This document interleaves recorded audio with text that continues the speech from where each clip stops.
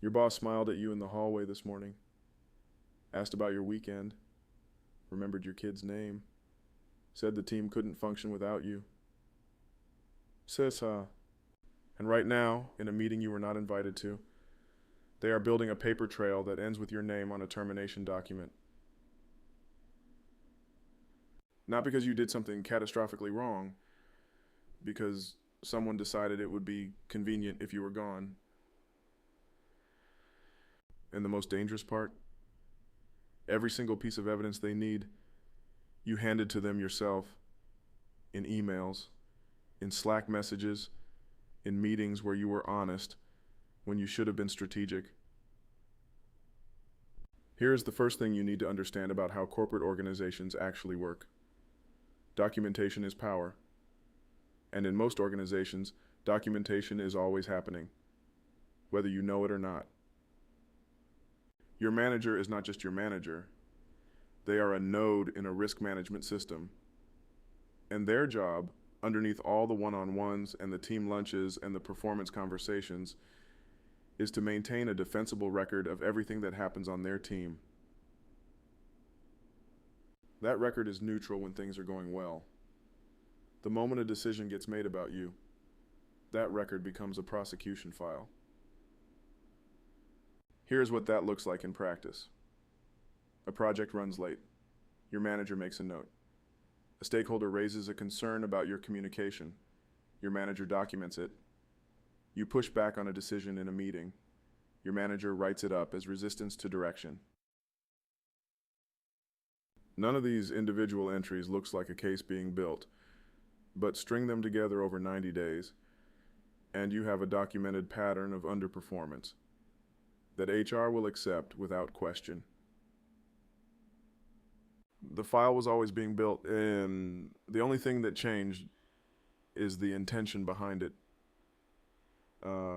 Let's get specific, because the only way to protect yourself is to understand exactly what is being gathered and where it lives.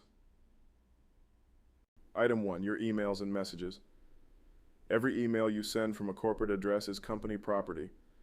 Every Slack message, every Teams chat, every comment in a shared document. If you have ever complained about a colleague in writing, expressed frustration about a process, or pushed back on your manager in a message thread, that content exists, and it can be framed. Item 2, your meeting behavior. So whether you speak up or stay silent, whether you challenge ideas or comply, whether you are seen as a team player or a difficult voice, your manager is noting all of it. And that pattern feeds directly into the narrative being constructed about you. Item 3, your performance metrics. Not just whether you hit your targets, but how your targets are being set and measured. Because in a world where the case is already being built, the metrics often get quietly adjusted to make the outcome inevitable. Item 4, your relationships. Who you are close to on the team, who you have conflict with, which stakeholders rate you, and which ones have raised concerns. These relationship maps are being maintained, and they determine whose version of events gets believed when things escalate. Item 5, your response to feedback. This one is critical, because how you respond to criticism, whether you accept it gracefully, push back, or disengage, becomes part of the documented record. And any response other than full graceful acceptance tends to be coded as defensiveness, resistance, or lack of self-awareness. Everything is evidence. The question is whether it is evidence for you or against you.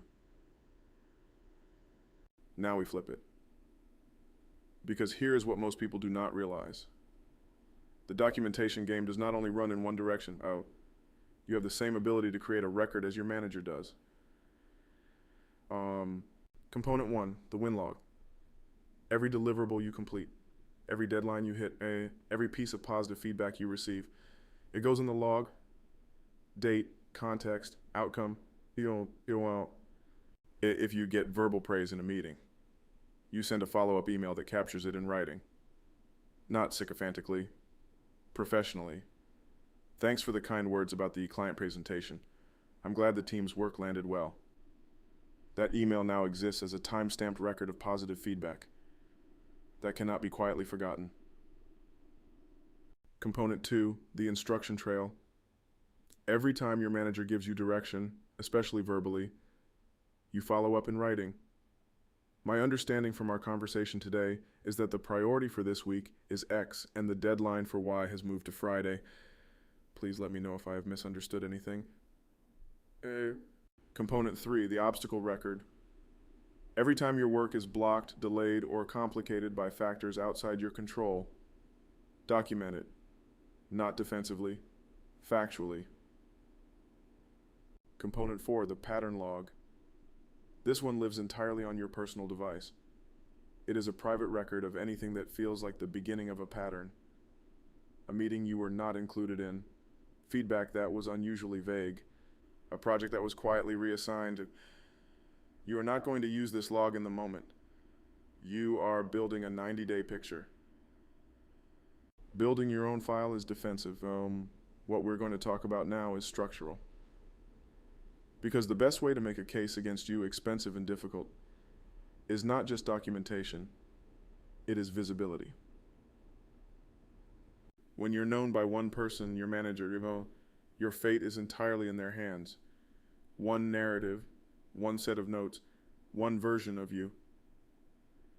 When you are known by 5 people, your manager, their manager, cross-functional stakeholders, senior leaders you have presented to, the narrative becomes contested, and contested narratives are expensive to prosecute. First, present upward. Volunteer for any opportunity to present your work to people above your manager. Not aggressively, professionally. You're creating witnesses to your competence, who exist independently of the person building the file. Second, build lateral relationships. The colleague in the other department who has worked with you on a project and thinks well of you is worth more than you know. When your name comes up in a conversation you are not present for, you want people in that room who have a positive and specific impression of your work. Third, make your outputs visible on the record. If you deliver something significant, send a brief update.